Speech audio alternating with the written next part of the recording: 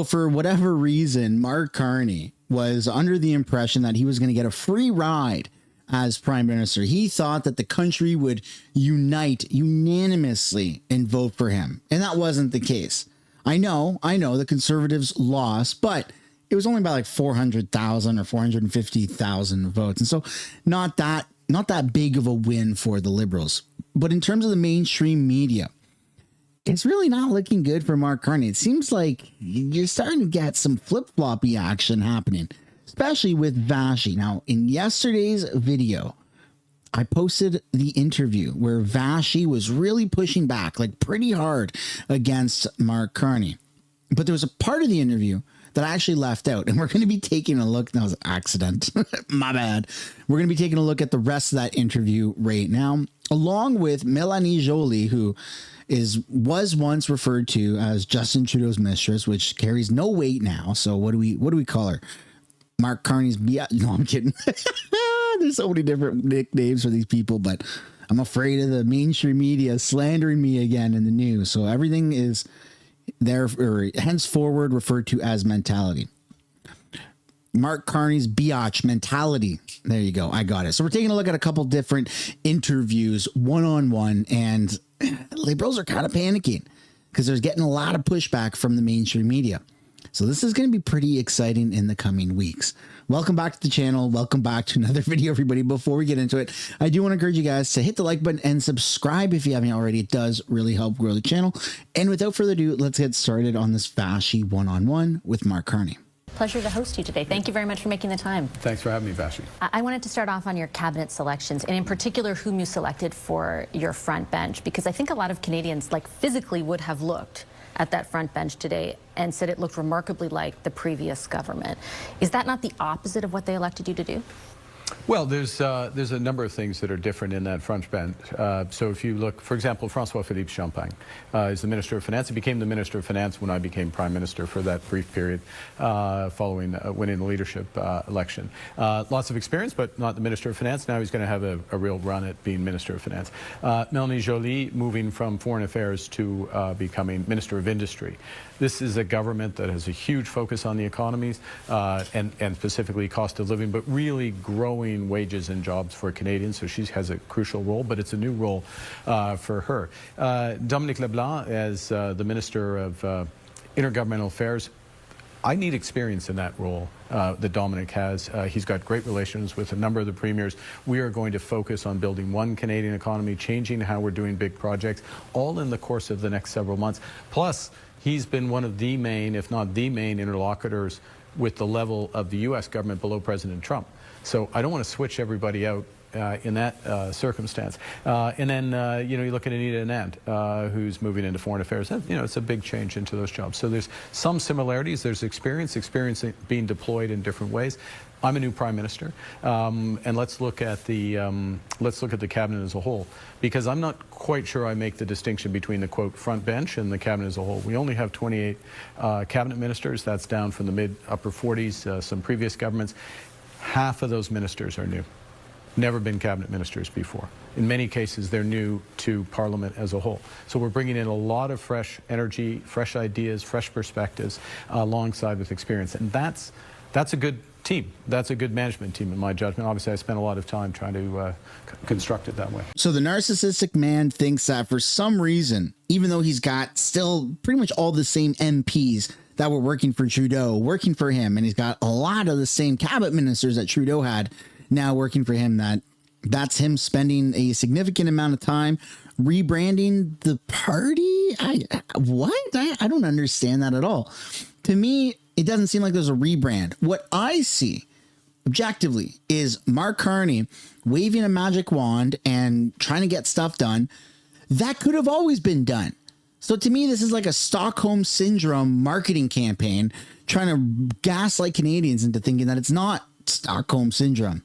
So no, I don't particularly think that this is different than Justin Trudeau at all. The only difference is that Mark Carney isn't holding anything back. He's trying to, push forward things to happen for political gain when this could have been done all the time. That's just crooked. And I do take the point on the fresh faces, but even when you point to the experience of those who are in the sort of biggest roles, the reason why I highlight them is because they were at the forefront of the decisions that the previous government made. I disagree. They were. I mean, Melanie Joly, François-Philippe Champagne, he led the industrial policy. Now he'll be in charge of finance. Dominic LeBlanc led a lot of those files as well. We are used to hearing from them, justifying and explaining the decisions that Justin Trudeau made. Well, so now we're going to hear from them again. Well, first off, now you're hearing from me. I'm a new Prime Minister. I'm the 24th Prime Minister of Canada. I've got very clear set of objectives, which I laid out in the course of my initial government from that cabinet table. Cancel the carbon tax right there. In fact, just to our right is my first act. But developing this focus on one Canadian economy, getting rid of internal trade barriers, will do our job by Canada Day. That means the federal government. We're working with the provinces so that they can move out of the way. Some of them are moving really fast, Nova Scotia, Ontario, others moving fast. We're trying to get all of them. But plus unlocking these major projects that are going to build this economy for the next generations, not just growth today, but growth for generations. That's a focus. That is an entirely new focus of this government. At the same time, we're working on this economic security partnership with the Americans and diversifying our trade partnership. Different focus, different people. I'm bringing a different, I mean, there were so many differences. As I say, half of the cabinet's different. Big change in terms of priorities. Big change in terms of speed. This is one of the fastest swearing in Canadian history. It will be one of the fastest returns in Parliament in Canadian history. You'll see with the speech from the throne, which the King will deliver in whatever it is, 12 days' time, 13 days' time. And in that speech from the throne are going to enumerate some priorities, including success by Canada Day. So we're going to go hard. Again, success by Canada Day. It could have always been success by Tomorrow Day. There's nothing different that's happened between when Justin Trudeau was in power to Mark Carney now saying that he's going to get stuff done by Canada Day. Nothing. They don't have more power than they did before because Parliament's not even resumed right now, yet he's already green-lighting all of this stuff. So again, this could have been done at any moment. The Liberals have always had the power to get this stuff done. And that's what really pisses me off, like tremendously. And so over the next 4 years, I guess it's my duty, along with maybe other creators, to really try to hash that into people's brains that the Liberals always had the ability to fix these things that they caused, by the way. This isn't like a random new thing that's just popped up in the past day that he's now taking immediate action over. This is stuff that the Liberal Party has caused so much damage, and now they're trying to sell the solution. That's just weird. It's weird. So how do you articulate, because you conceded today, you did through the campaign, that the mandate you have is one for change. It's against that backdrop that I'm asking those questions about those big faces for your cabinet. How would you articulate to Canadians like what that change will actually look like? Is it just you? So, well, no. Okay, if I may, you are going into process and personnel. I'm going to results. I'm talking about one Canadian economy. I'm talking about getting rid of all the federal barriers. But those personnel didn't deliver. No. Please, let me answer the question. Those are real results that will happen or not. We will either pass that legislation or not. First point. Secondly, in terms of working with the provinces, working with Indigenous peoples, working with the territories, identifying the nation-building process, a process that has already begun. I helped start it during my first few days as Prime Minister in the previous mandate, now going to accelerate through, already talking with Premier Smith, Premier Moe, Premier Ford, Premier Legault, all the premiers about Premier Canute, sorry, now I'm going to offend somebody because I haven't mentioned them all, but they're all working on this and working towards our Saskatoon First Ministers meeting, June 2nd. Again, that's a tangible thing. You'll see where we're coming together on specific projects. What's the federal government doing to support those? What are we doing with respect to our relationship with the United States? So these are all real things.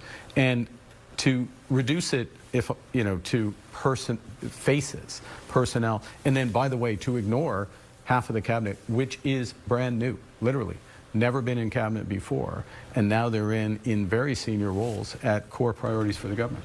It's definitely not to reduce the new people that I ask. It's because To be fair, can I remind as well? Yes, you can, but I want to finish after. Okay. Yeah. Well, you finish and then I'll... I was just going to say that, I covered that government extensively. Those are the ministers who told me time and time again the carbon tax was the only way to address climate change, who told me time and time again the only way to be fiscally responsible was to bring in capital gains tax changes. Yes, you came in and you changed that, but these are the people for 10 years who defended what you say you have a mandate to change from. It's not just a personnel thing that I'm asking about. Let's be clear about mandates. We just had an election. You might have noticed. I think you covered it, right? Correct. 19 million Canadians voted. More Canadians voted for a political party, the Liberal Party, than ever before. We have more votes than anyone else. We have majorities in 7 of the 10 provinces. We have the most seats in Parliament, and we ran on a very clear platform of change. The platform of change. This change could have happened under Justin Trudeau. It could have even happened under Mark Carney while he was the interim prime minister. He didn't need this election to happen and for them to have these seats for him to do any of this stuff that he's already committed to doing, because he's already started to do those things. It doesn't make any sense. He could have, and the government could have been doing these things. And this is what Pierre Poilievre really tried to inform Canadians on. And for some reason, 43% or whatever the vote turnout was for Liberals of the country didn't see it that way. And so we've got 4 more years to try to educate people that all of these things that are being done could have and should have been done, and it would have never gotten this bad under Conservatives, because they would have been doing these things and solving these problems in real time instead of waiting for cheap political points. I can't wrap my head around how disgusting these people really are. Canadians, more Canadians chose that platform of change than anybody else's. So we have a clear mandate. I come and all the deputies, Liberal deputies in Parliament, come with a responsibility to deliver that change. That's what, Canadians, they put their trust in us. They expect us to deliver. And I'm going to put together the cabinet, the legislative agenda, and work with the provinces, work with Indigenous peoples, work with the territories in order to deliver for Canadians. And Canadians will judge the change that they receive. That's the right thing. And I'll do what's necessary with the people I have around the table in order to deliver that. So he'll do what's necessary with the people around him. The same people that have been around government for so many years now and that didn't do anything. So again, the tactic that I'm interpreting that the Liberals implemented was Trudeau knew that he was going to be exiting at some point in the near future, going back a couple of years. So he purposely ruined the country. And maybe this sounds conspiratorial, but this is objectively what I'm seeing. He purposely ruined the country with all this woke progressive nonsense that has flooded our streets with horrible crime and horrible drug addictions and all that stuff, and the housing crisis, everything that we've already heard. No need for me to repeat it. And then used the downfall of his own brand as his exit and literally just handed power over to another guy who can fix all these issues when Trudeau could have fixed them in the first place. That's literal sabotage, maybe borderline treason. I don't know. It's got to be illegal. It has to be illegal what these people are doing. But never mind the legality of everything, because we know that no matter how illegal and how corrupt any of these scandals truly are, nothing ever happens with the Liberals. But now we're going to take a look at the bald guy from CBC, whatever his name is, interviewing not Trudeau's mistress, Mark Carney's biatch mentality, Melanie Joly. Here we go. The Prime Minister talked about this cabinet reflects his mandate for change. There's still a lot of familiar faces, though, even if they are new jobs. How will Canadians see change from this cabinet? I think what they're seeing from this Prime Minister is how much he's an economic Prime Minister. Because he's the most economic Prime Minister in the last decades. We know because of his past experience, being the Governor of the Bank of Canada, of the Bank of England, being in the private sector. This is his passion. But it happens not only to be his passion, it's the #1 priority of the country. And Canadians have been, they've been working hard. We know how much people have had issues paying for groceries. People want to take care of their kids. They want to take care of their parents. And they want a bit of a a margin to be able to maneuver at the end of the month. And so affordability is a big issue. And overall, because of the trade war with the US, which I'm convinced you asked me questions about, a lot of people are either losing their jobs or anxious of losing it. And so that's why this change mandate we have is definitely to make sure that we are able to build big things. There's a change in focus. He's obviously more of an economically focused prime Yeah. minister. I think the Prime Minister Trudeau was, and that's not a criticism of the No, former it's prime just a minister. It's just where he is. Exactly. But there's also a cosmetic change and a personnel change here. And you know, there was a lot of talk leading up to this, the need to clearly demarcate the Carney cabinet from the Trudeau cabinet. Now I know you were in both. Yeah. But is that why there's 10 ministers out? Do you think that's why the change was so severe?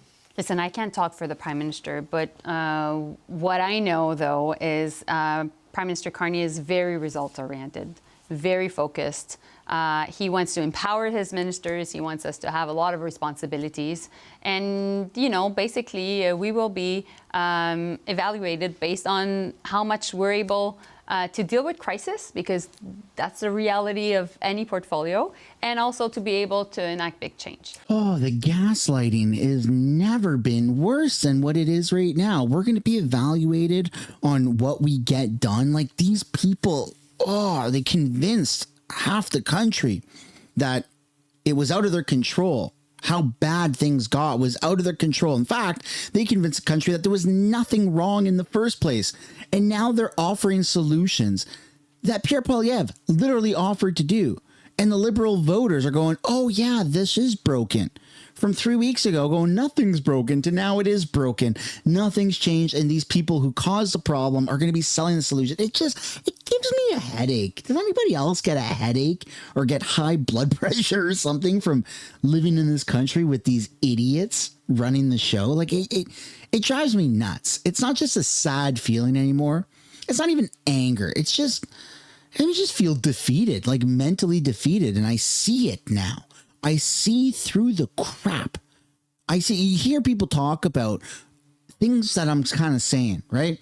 And unless you actually see it, like clearly see the manipulation and the gaslighting, once you do, it just clicks and you can never go back. I can never go back to unseeing how greasy politics, at least with the Liberals, really is. And that part feels kind of frustrating. That was a clear message, though, from the Prime Minister today, that he will give you the authority to run your department, but hold you accountable for what you do. Absolutely. And it wasn't a message delivered in private. It was delivered in public. Yeah. And that's how, that's my expectations dealing with the Prime Minister. It is, I'm there to support him. And at the same time, I want to be able to have the right,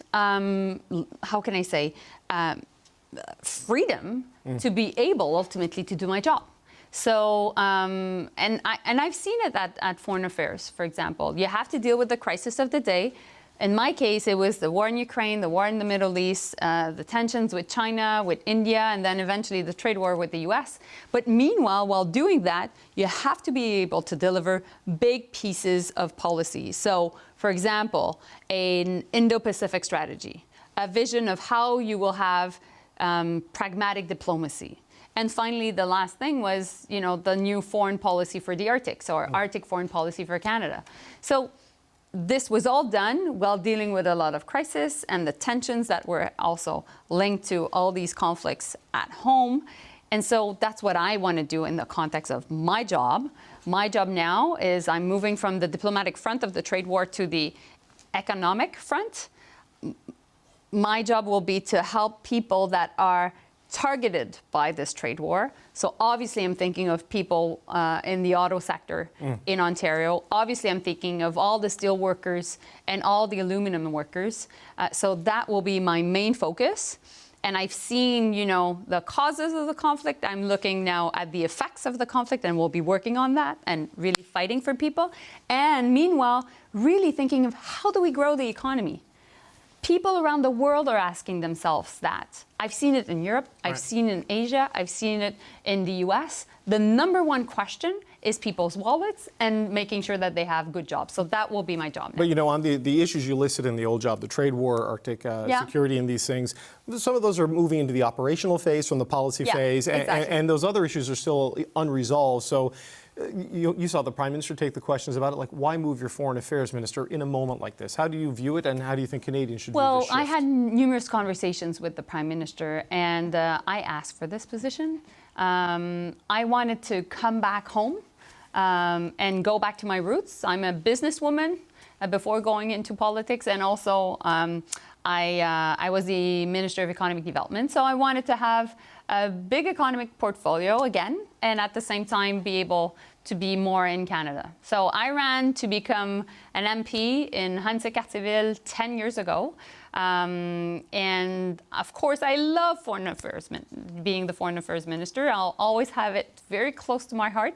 But I ran in politics to do big things.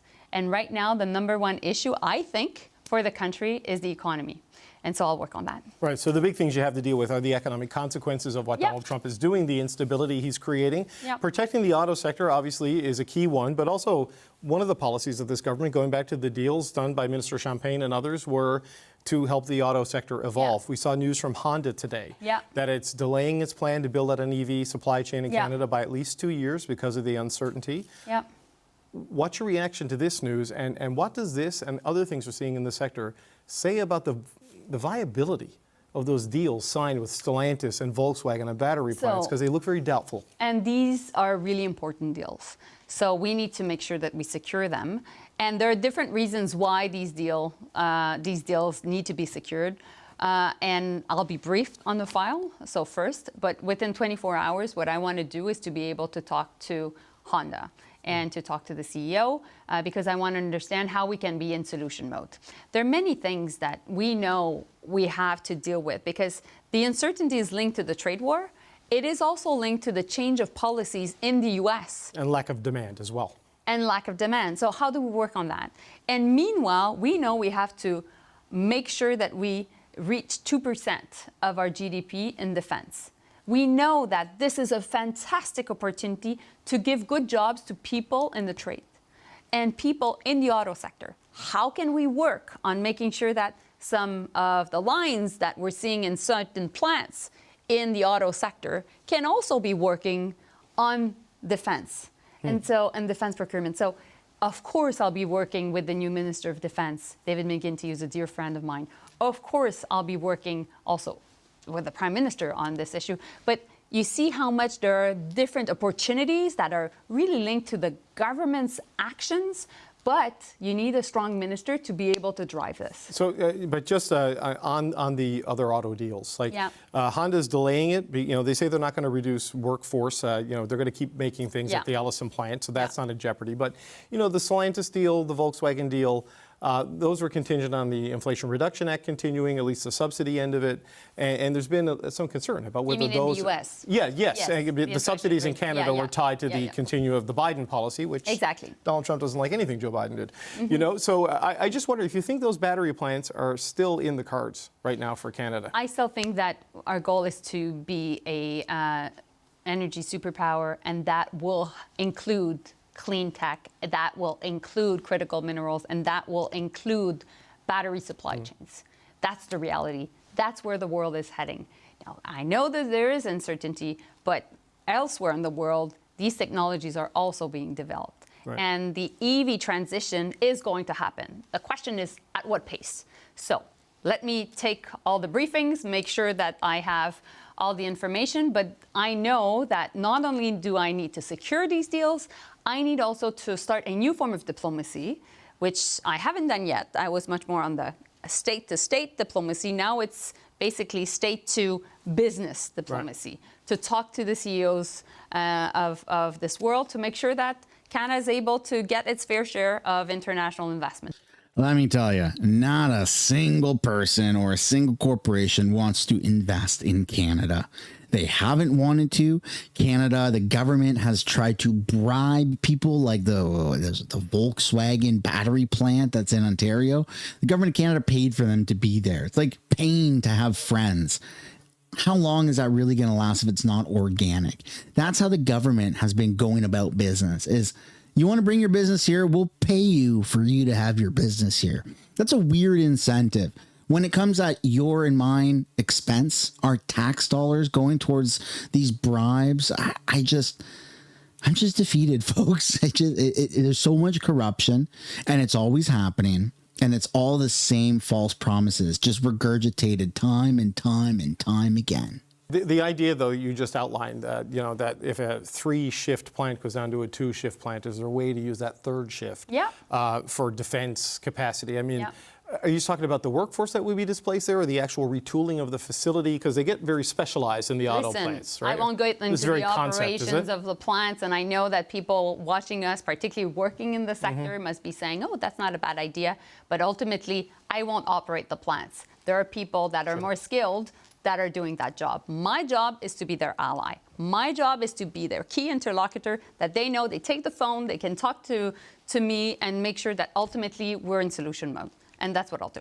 Okay, so you have obviously a more domestic focus than as foreign affairs, and you're not an Albertan, but as a Quebecer, you have some experience with separatism and the concept of unrest and the desire to maybe separate national from Canada. unity, I understand. We're seeing. How do you view what is happening in Alberta? Yeah. And how does your government respond to it? I know Eleanor Roshevsky went into cabinet today, and I know the Prime Minister grew up in Edmonton, and he can't really subcontract national unity. But on the industrial side, Minister Hodgson on the energy and natural resources side, there are moves you can make to sort of ease some of the concerns from Alberta. So how do you approach that in this new portfolio? So I think first and foremost, what I've learned dealing with the own issues that we're dealing as federal politicians in Quebec is is really understanding what's the issue, sitting down with people, and being able to be in listening mode.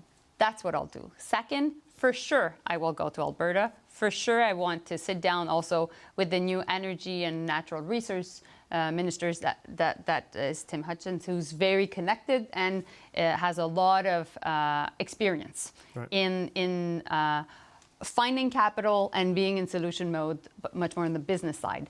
Now, for him, it's new to be able to work in the government. And for me, well, I have a lot of experience working in the government. So I think we can work together to send a positive message to the business sector in Alberta. Now, I want to make sure that when we talk to these folks, which are really, really important, that it can go down on the floor of the plants, so the workers see it and feel it. Of the workers themselves, that they feel it, that they know that, I think fundamentally it's economic anxiety.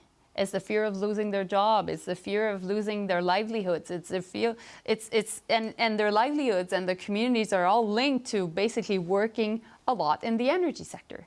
So I want to hear more from them. I want to be able to be in listening mode, but I never take the unity of Canada for granted.